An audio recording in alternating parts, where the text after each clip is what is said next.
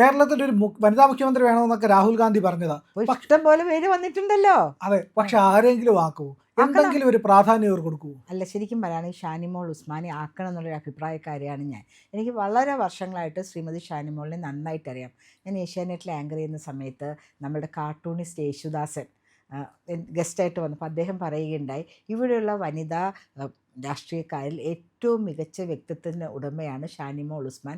അവരെക്കുറിച്ച് ഞാൻ കാർട്ടൂൺ വരയ്ക്കാറ്. ഇങ്ങനെയൊരു സാരിയുടെ തല എടുത്തിട്ട് പല്ലം എടുത്തിട്ട് ഇങ്ങനെ ഇടും. ഞാൻ തലയും മൂടില്ല, ഒന്നും ചെയ്യില്ല, ഇങ്ങനെ ജസ്റ്റ് ഇങ്ങനെ കവർ ചെയ്ത് ഇങ്ങനെ ഇടുന്നൊരു രീതിയാണ് ഷാനിമോളുടെ. അത് വരയ്ക്കാനും വളരെ ഇഷ്ടമാണെന്നൊക്കെ അദ്ദേഹം പറയാൻ തുടങ്ങിയതിന് ശേഷമാണ് ഞാൻ ഷാനിമോളിനെ കുറിച്ച് വളരെ കൃത്യമായിട്ട് ഫോളോ ചെയ്യാൻ തുടങ്ങിയെന്ന് പറയാം. അദ്ദേഹത്തിനെ പോലൊരാൾ പറയണമെങ്കിൽ അവരിൽ എന്തെങ്കിലും ഒരു പ്രതിഭ ഉണ്ടാവും. കഴിഞ്ഞ തവണ ഷാനിമോൾ അവിടെ അരൂരിൽ തന്നെ തോക്കുകയുണ്ടായി. ദലീമ എന്ന് പറഞ്ഞൊരു പാട്ട് പാടുന്നൊരു കുട്ടി ആയിരുന്നു CPM-ൻ്റെ കാൻഡിഡേറ്റായിട്ട് വന്നിട്ടുണ്ടായി. ഇത്തവണ അവരെ തന്നെ തോൽപ്പിച്ചാണ് ഷാനിമോൾ നിയമസഭയിലെത്തുന്നത്. അതിന് മുമ്പ് ഒരു പ്രാവശ്യം ഷാനിമോൾ ഒരു ബൈ ഇലക്ഷൻ എന്തോ ജയിച്ചിട്ടുണ്ടെന്ന് തോന്നുന്നു. അപ്പോൾ ഷാനിമോൾ ഒരു നല്ല കാൻഡിഡേറ്റ് ആണ് കേട്ടോ. ശരിക്കും പറയുകയാണെങ്കിൽ നമ്മളിപ്പോൾ കേൾക്കുന്നത് മുഴുവനും പട നയിച്ചവൻ നയിക്കട്ടെ, ഇപ്പോൾ ഭരിക്കട്ടെ.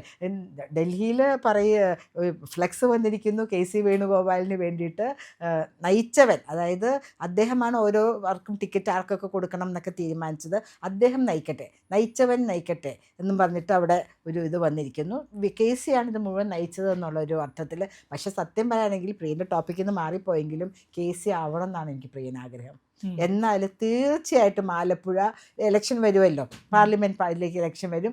BJP അവിടെ തീർച്ചയായും ജയിക്കും, ഉറപ്പാണ്. അപ്പോൾ അതുകൊണ്ട് ഞാനിങ്ങനെ പ്രാർത്ഥിച്ചുകൊണ്ട് KC ആവണമെന്ന്. വേറൊരു കാരണം കൊണ്ടല്ല, അവിടെ വരാൻ പോകുന്ന ഇലക്ഷനിൽ BJPക്ക് നല്ല ഒരു മുന്നേറ്റം നടത്താനും രണ്ടാമത്തെ MP അവിടെ നിന്ന് തിരഞ്ഞെടുക്കാനും പറ്റും എന്നുള്ളതുകൊണ്ട്. ഇപ്പോൾ നമ്മൾ തിരിച്ചിതിലേക്ക് വരികയാണെങ്കിൽ ഉമാ തോമസിന് എന്താ കുഴപ്പം? ഉമ്മയ്ക്ക് മുഖ്യമന്ത്രി ആയിക്കൂടെ?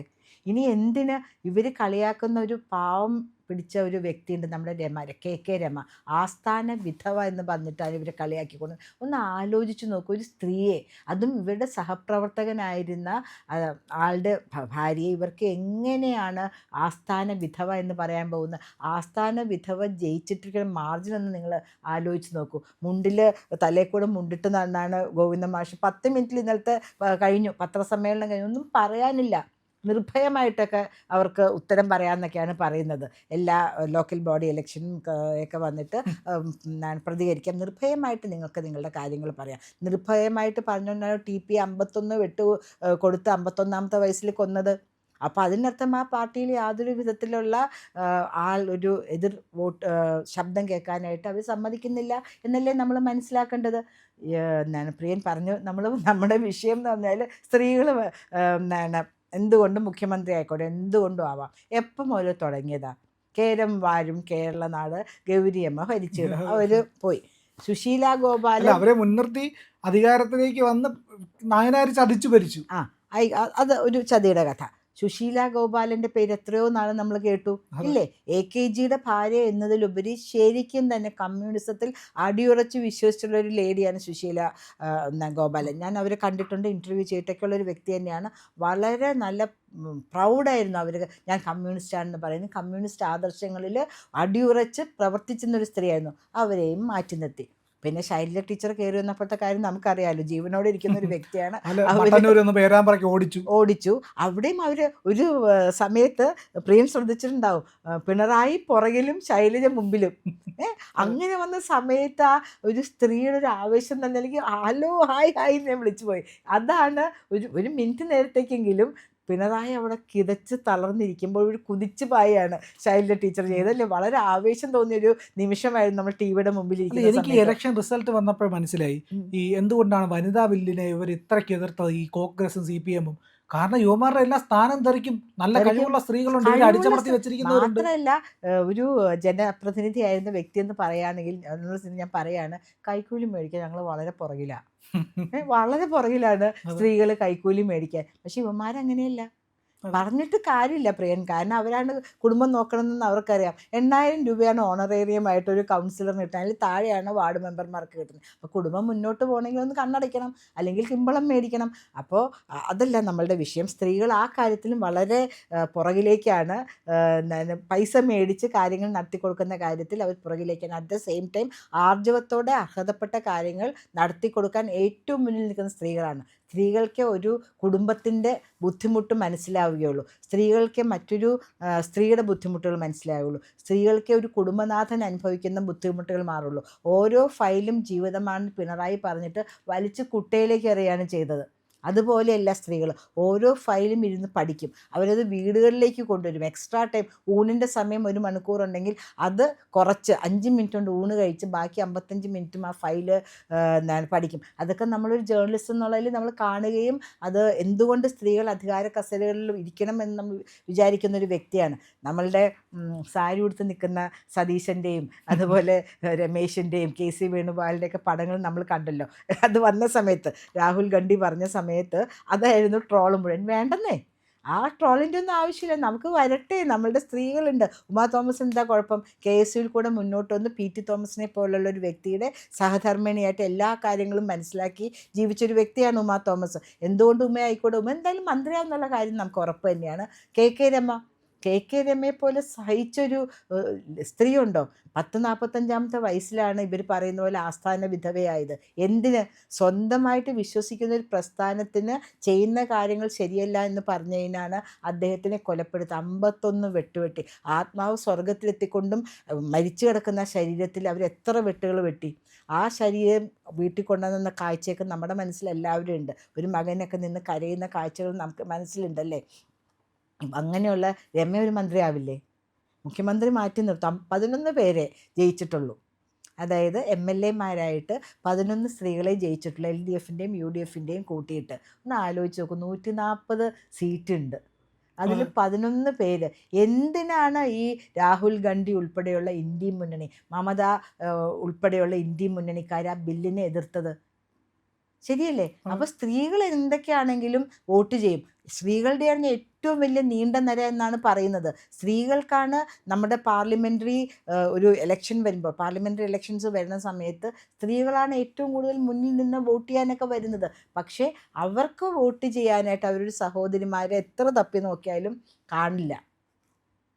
കനൽ ഒരു തരി മതി എന്ന് പറഞ്ഞ പോലെ 11 വനിതകൾ മതി ഇത്തവണത്തെ നമ്മളുടെ അസംബ്ലിയിൽ നല്ലൊരു പൊരുതൽ നടത്താനും നല്ല ഫൈറ്റ് നിർത്താനും. നമ്മൾ ആ ലിസ്റ്റ് എടുത്ത് നോക്കൂ, എല്ലാവരും ഒന്നിനൊന്ന് മികച്ചതല്ലേ. പക്ഷെ അതിനിടയിൽ കഷ്ടം കേട്ടോ, നമ്മുടെ ഒരു അഭിനേത്രി തോറ്റുപോയി. അയ്യോ, എൻ്റെ കഴിച്ചാനൊന്നും പറ്റില്ല. പ്രിയൻ പേടിച്ച് നോക്കണ്ട, ക്യാമറാമാൻ ക്യാമറ ഓഫ് ചെയ്യൊന്നും വേണ്ട. ഓർമ്മയില്ലേ? അയ്യോ, നിപ്പിൽ കഴിച്ചു. വീണ ജോർജ് 8 നില പൊട്ടിയില്ലേ. അഭിനയം നന്നായില്ല. ഓണാക്ടിനൊക്കെ ഫസ്റ്റ് പ്രൈസ് മേടിച്ചതാ. അതുപോലെ പ്രതിഭ MLA വന്ന് പറയുന്നുണ്ട്, ഞാനൊരു പക്കാ സ്ത്രീ നാരായണീയാണ്, എന്നിട്ടും എനിക്കെതിരെ പറഞ്ഞില്ലേ. ഇപ്പം ഇവർക്ക് ജാതിയൊക്കെ പറയാമോ? ഇതൊരു BJP നേതാവാണ് പറഞ്ഞിട്ടുണ്ടെങ്കിൽ ആലോചിച്ചു. അതെ, എന്താവുമായിരുന്നു? അയ്യോ, ഭയങ്കരമായിട്ട് ഹിന്ദുത്വം ഇത് നടത്തി അത് നടത്തി എന്നൊക്കെ പറഞ്ഞ് പറയില്ലേ. അപ്പോൾ അവർക്കിത് പിന്നെയും പറഞ്ഞോണ്ട്, ഞാനൊരു സ്ത്രീ നാരായണീയാണ്, എന്നിട്ടും എനിക്കെതിരെ പറഞ്ഞു, വെള്ളാപ്പള്ളി നടേശൻജി എനിക്കെതിരെ പറഞ്ഞു എന്നൊക്കെ പറഞ്ഞ് വിതിമ്പിക്കരിയാണ്. അപ്പോൾ ജയിക്കണമെങ്കിൽ അവർക്ക് മതം പറയാം, താൻ ഉൾപ്പെടെയുള്ള മതസമൂഹത്തിൻ്റെ വോട്ട് എനിക്ക് വേണമെന്ന് അവർക്ക് വിചാരിക്കാം. അതുപോലെ തന്നെ ഏറ്റവും തോറ്റെനിക്ക് സന്തോഷം തോന്നിയത് ഗോവിന്ദൻ മാസ്റ്ററുടെ ഭാര്യ ശ്യാമള ചേച്ചി തോറ്റപ്പോഴാണ്. എന്തൊരു സന്തോഷം തോന്നി. ഇനി ആർക്കും ആത്മഹത്യ ചെയ്യണ്ടല്ലോ. ഇവർ പറയൂലേ, ഞാൻ ഒപ്പിടണമെങ്കിൽ ഞാൻ MLA ആയിരിക്കുന്നിടത്തോളം കാലം ഞാൻ ഇതിൽ ഒപ്പിടില്ല, പോയി ചാവൂ, കടക്കൂ പുറത്തെന്ന് പറഞ്ഞതിൻ്റെ പാരമ്പര്യത്തിലല്ലേ വരുന്നത്. അല്ലെങ്കിൽ വീട്ടിൽ പോയിരിക്കണോ എന്ന് പറയുന്ന വേണ്ട, വീട്ടിൽ തന്നെ ഇരിക്കട്ടെ. മാഷും ടീച്ചറും കൂടി ഇരുന്നിട്ട് അങ്ങോട്ടും ഇങ്ങോട്ടും ഓരോന്ന് പറഞ്ഞ് കളിക്കട്ടെ. നമ്മൾ പറഞ്ഞു വരികയാണെങ്കിൽ ഷാനിമോൾ ഉസ്മാൻ്റെ പേരൊന്ന് കൺസിഡർ ചെയ്യേണ്ടതാണ്. അതുപോലെ തന്നെ ഉമയ്ക്ക് നല്ലൊരു വകുപ്പ്. ബിന്ദുകൃഷ്ണ, അയ്യോ, അവരൊരു ഫയർ ബ്രാൻഡാണെന്ന് പറഞ്ഞു. കാരണം കൊല്ലം പോലെ ഒരു സ്ഥലത്ത് DCC പ്രസിഡന്റ് വനിതയായിട്ടാണ് ഇരിക്കുന്നത്. അവരും ഒരു മന്ത്രിയാവും തന്നെയാണ് എനിക്ക് തോന്നുന്നത്. പക്ഷേ ഈ പറയുന്ന കോൺഗ്രസിൻ്റെയും CPM-ൻ്റെയും ഒക്കെ പാരമ്പര്യം എന്ന് പറഞ്ഞു കഴിഞ്ഞാൽ സ്ത്രീകളെ ഒതുക്കുന്നതിൻ്റെയാണ്.